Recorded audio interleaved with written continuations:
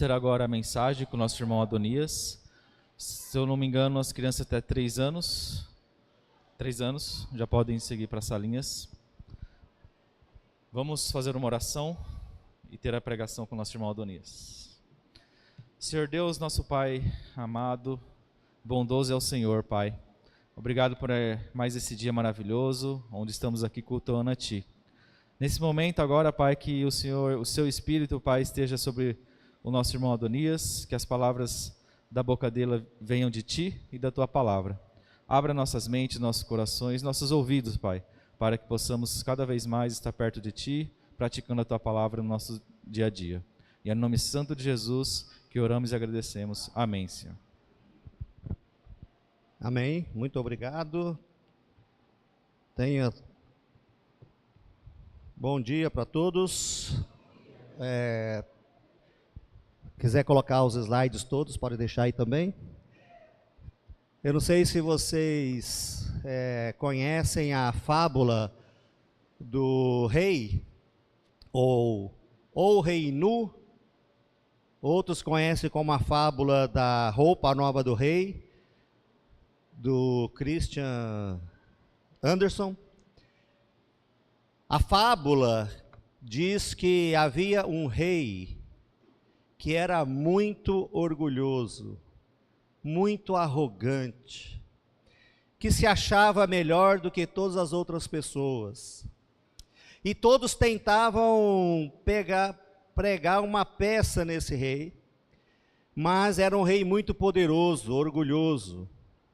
E aí então um alfaiate muito esperto, que fazia as roupas do rei, ele disse: eu sei como que eu vou fazer esse rei então quebrar a cara. E ele então disse que ele tinha descoberto um tecido invisível, e ele então fez a roupa do rei com um tecido invisível.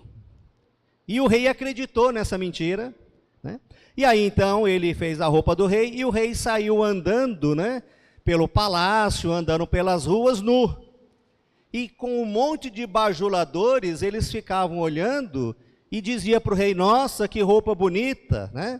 E aí então esse alfaiate disse: olha, somente pessoas inteligentes é que vai reconhecer essa roupa. Quem não for inteligente não vai ver. Então aqueles bajuladores diziam: nossa, que roupa bonita, né?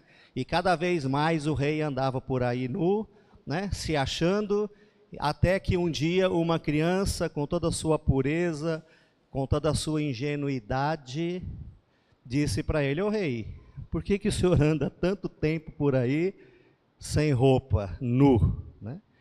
Enfim, ele desmascarou aquela farsa que todos fingiam acreditar. E qual é o moral da história dessa fábula, né? E é muito simples entender que a moral dessa história é: não seja uma pessoa orgulhosa.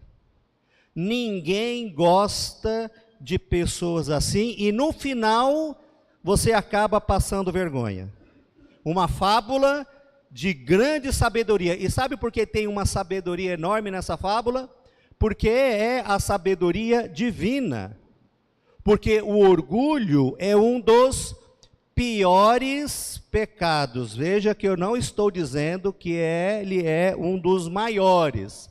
Eu não estou dizendo que é um maior, porque não há pecado grande, pecado pequeno, pecado médio, pecadinho, pecadão. Pecado é pecado. Então não é um dos maiores pecados, mas é um dos piores pecados. Embora ser uma pessoa egocêntrica está se tornando tão comum, né? Na verdade, ela destrói vidas, destrói relacionamentos e deixa um rastro de vergonha por onde ela passa. Como discípulos de Jesus, nós somos chamados para sermos humildes, né? Eu não sei se vocês conhecem, muitos devem conhecer, né? Dante Alighieri, o considerado o maior poeta de todos os tempos, do século XIII. Ele foi o autor da Divina Comédia, né, que era um poema da época, e que retratava a aventura desse poeta num passeio que ia do inferno, passando pelo purgatório e até o céu, né? Esse poema está aí até hoje para quem quer ler, e o livro foi revolucionário no século XIII. Não só por ser um poema religioso, mas também porque ele foi escrito em italiano, numa época em que era escrito tudo em latim, e talvez o pior, porque ele retratou clérigos da igreja no inferno. E o que ele disse e o que ele retratou nesse poema é que, basicamente, a origem de Satanás foi o orgulho. Aliás, irmãos, eu acho que vale a pena, só fazer um adendo aqui, você estudar um pouco mais sobre isso, porque muito do que nós falamos na igreja sobre Satanás tem mais a ver com a Divina Comédia do Dante Alighieri do que com a Bíblia. Tá? Isaías, Ezequiel fala sobre algumas questões que são mal compreendidas, mas a Bíblia fala pouquíssimo sobre a origem do Satanás, e muito do que nós sabemos é herança religiosa. Mas uma coisa nós temos que concordar: Satanás é orgulhoso e o orgulho é dele. Existem dois tipos de pessoas. E você está ou de um lado ou do outro. Eu estou de um lado ou eu estou do outro, porque só existem essas duas classificações, que é a pessoa justa, que ela sabe que ela é pecadora, ou a pessoa que é pecadora e que pensa que ela é justa. Vou repetir, dois tipos de pessoas: o justo, que sabe que ele é pecador, e o pecador que pensa que é justo. E eu quero então descrever esta ideia através de um texto que nós vamos ler daqui um pouco. Mas antes disso, eu queria lembrar sobre o que o Salomão escreveu em Provérbios capítulo 6, versículo 16 a 19, eu vou ler aqui. Se vocês quiserem esse estudo eu passo para vocês depois. Mas lá diz o seguinte: há 6 coisas que o Senhor odeia, e a 7ª ele abomina. 6 coisas que o Senhor odeia. E adivinha qual é o primeiro da lista? Adivinha o que encabeça a lista das coisas que Deus mais odeia? Primeiro, exatamente, você tem razão aí, você acertou, é orgulho mesmo. Orgulho é o primeiro, né? Alguns textos vai estar olhos altivos, que é a mesma coisa. Língua mentirosa, mãos que derramam sangue inocente, coração que traça planos perversos, pés que se apressa para fazer o mal, a testemunha falsa que espalha mentiras, e 7 que ele abomina é aqueles que provocam discórdia entre os irmãos. Eu acho que isso seria uma boa aula também, uma boa mensagem, mas hoje nós vamos ficar com a primeira da lista, que é o orgulho. Salomão colocou como orgulho em primeiro lugar das coisas ou dos pecados que Deus mais detesta. O Espírito Santo, então, ele orientou Salomão para ele escrever isso e preservou isso até os dias de hoje, para que a gente tenha uma noção do que significa o orgulho para Deus.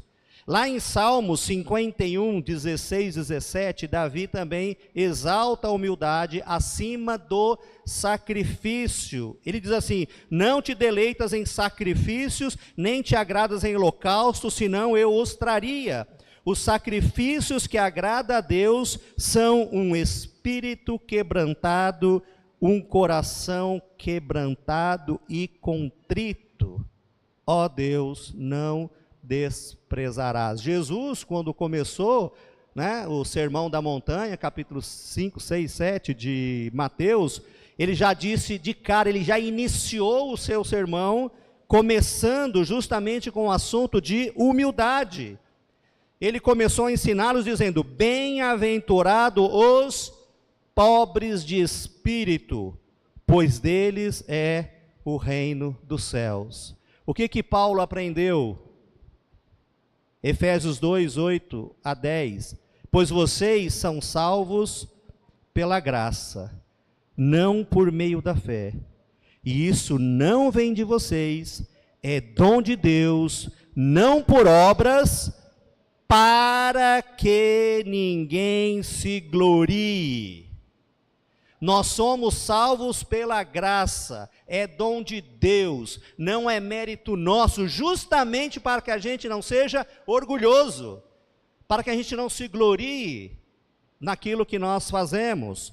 E ele continua dizendo, porque somos criação de Deus, realizados em Cristo Jesus, para fazermos boas obras, as quais Deus preparou de antemão para que nós a praticássemos. Paulo diz então que nós somos salvos pela graça, para não ficarmos orgulhosos, achando que a nossa performance garante algum benefício, ou que a minha ou a sua performance espiritual garanta algum crédito com Deus.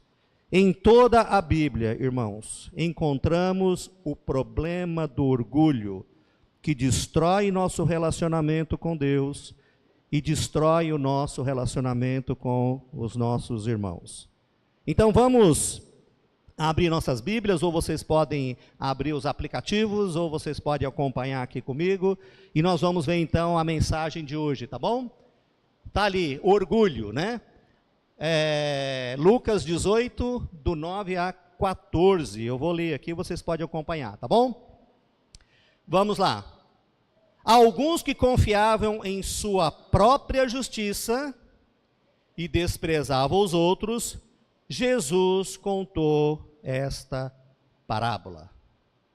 Alguns que confiavam em sua própria justiça e desprezavam os outros, Jesus contou esta parábola. 2 homens subiram ao templo para orar, um era fariseu e o outro publicano. O fariseu em pé orava no íntimo: Deus, eu te agradeço porque não sou como os outros homens, ladrões, corruptos, adúlteros, nem mesmo como este publicano. Jejuo 2 vezes por semana e dou o dízimo de tudo quanto ganho. Mas o publicano ficou à distância, ele nem ousava olhar para o céu, mas batendo no peito dizia: Deus, tem misericórdia de mim, que sou pecador. Eu lhes digo que este homem, e não o outro, foi para casa justificado diante de Deus. Pois quem se exalta será humilhado, e quem se humilha será exaltado. Essa história Jesus contou para um tipo de pessoa que se achava muito boa. Porque o orgulho, ele pode ser vertical, quando é entre você e Deus. E o problema é quando nós achamos que nós somos o padrão. Aí é o orgulho com Deus, direto, vertical. Quando você acha que você é o padrão. Ou seja, se você corre bastante, então quem corre menos é pior do que você. Está entendendo? Porque você é o padrão. Se você vem em todas as reuniões da igreja, mas tem irmãos que não vêm, então você é melhor. Sabe por quê? Porque você vem. E você é o padrão. Se você ora mais do que os irmãos, se você jejua e outros irmãos não jejuam, então talvez você esteja melhor do que os irmãos. Talvez você chame os irmãos para fazer isso junto com você, para ele se tornar igual a você. Sabe por quê? Porque você é o padrão. Irmãos, o único padrão que nós temos para a nossa vida é o nosso Senhor Jesus Cristo. Amém? E é orgulho quando nós achamos que nós somos o padrão. Porque se nós somos o padrão, e se eu faço o que eu faço e você não faz o que eu faço, então eu estou melhor do que você. Pessoas que se acham boas, Jesus contou essa parábola para essas pessoas, porque o orgulho ele pode ser vertical, mas ele também pode ser horizontal. Ou seja, quando nós achamos que nós somos melhores do que os outros, porque nós temos habilidades diferentes do que os outros. Então, se eu tenho o dom de ensinar, então talvez eu seja melhor do que você, porque você não tem o dom de ensinar. Se eu tenho o dom de ouvir e você não ouve, você só quer falar, você não tem sensibilidade como eu, que gosto de ouvir, então você é pior do que eu, porque eu sou diferente, sabe? Porque eu tenho esse dom.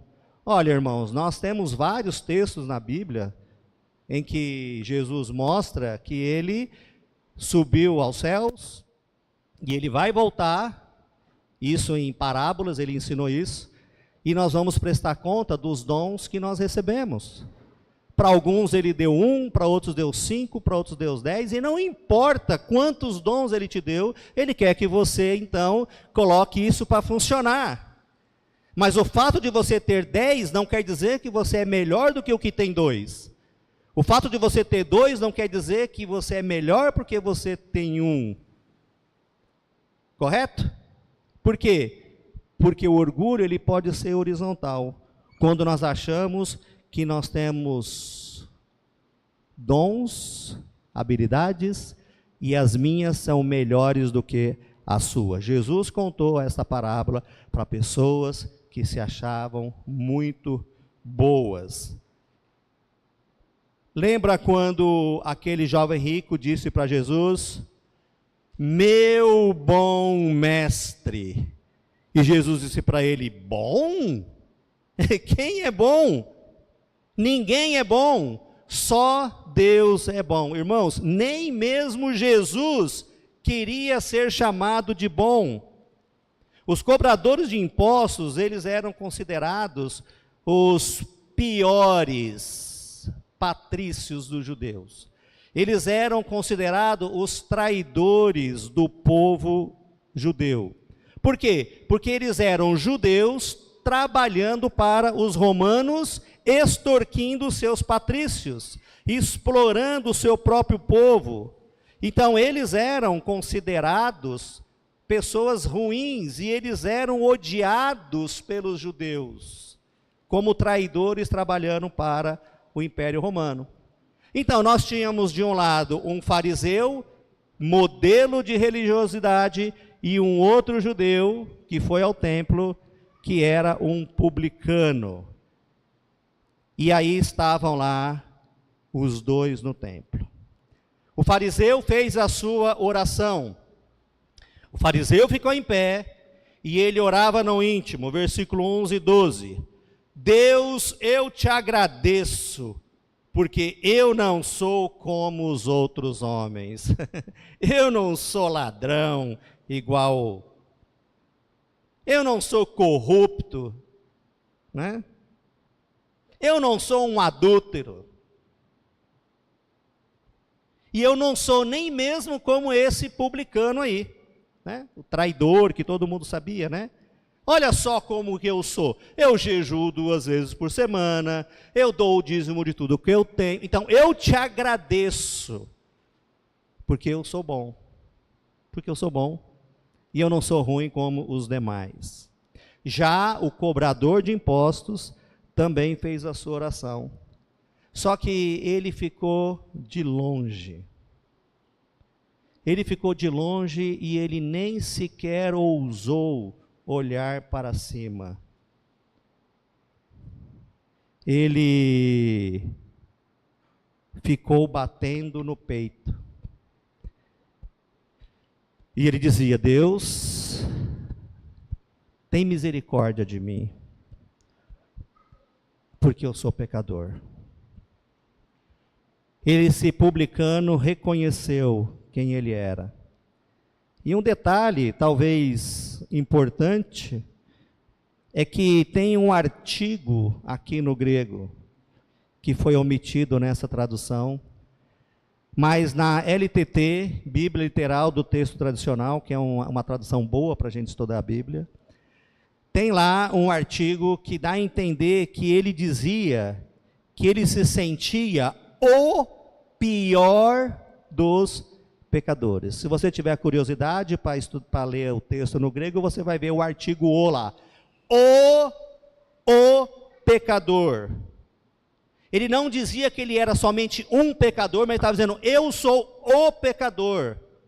E olha aqui, irmãos, tem uma grande lição para nós. E a lição é que se você conhece um pecador pior do que você, cuidado. Talvez isso seja um sinal de orgulho. Paulo disse em 1 Timóteo, capítulo 1, versículo 15, esta é a palavra fiel e digna de toda aceitação, que Cristo Jesus veio ao mundo para salvar os pecadores, dos quais eu, Paulo, sou o principal. De todos os pecadores, Paulo se sentia o pior. E aí você diz, mas como o pior? Como Paulo poderia ser o pior dos pecadores?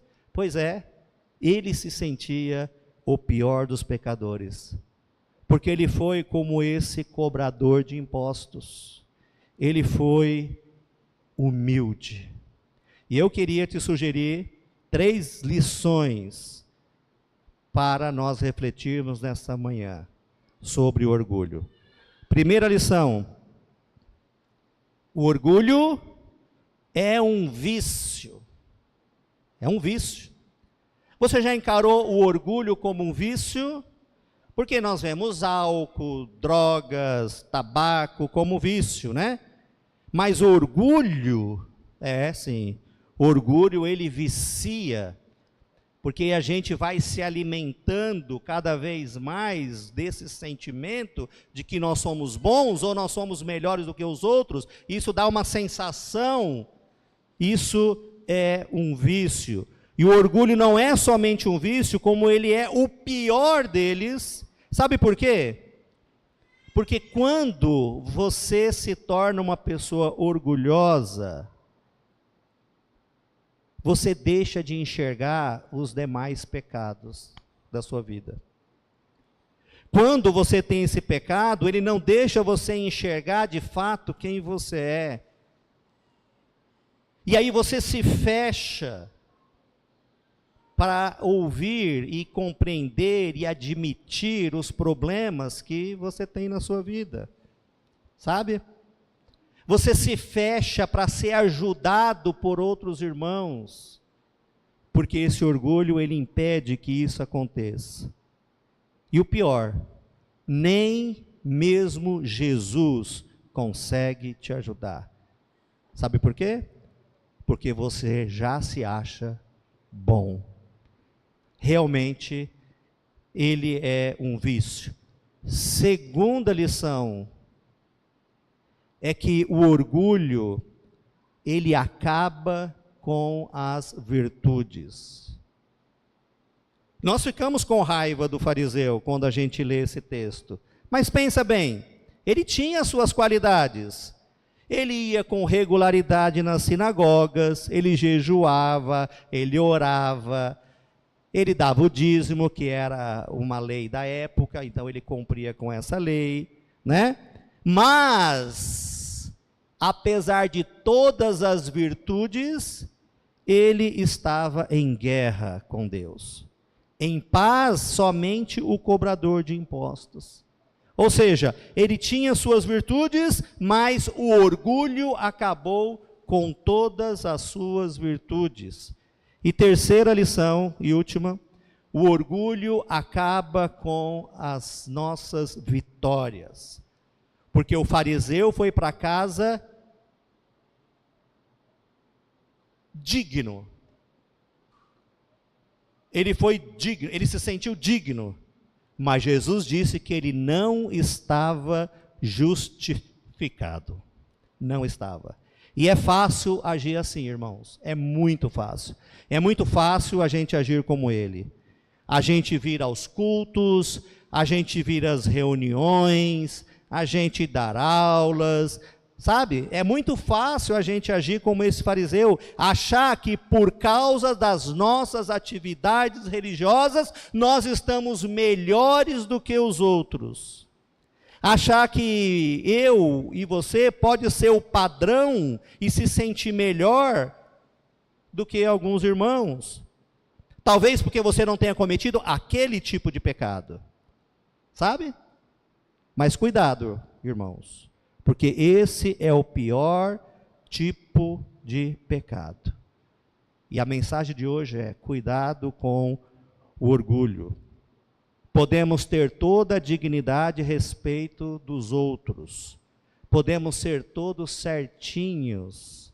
Podemos ter nota 10 na nossa religiosidade, assim como esse fariseu da parábola, mas sermos um fracassado diante de Deus. Um perdedor, espiritualmente falando, porque o orgulho acaba com a vitória.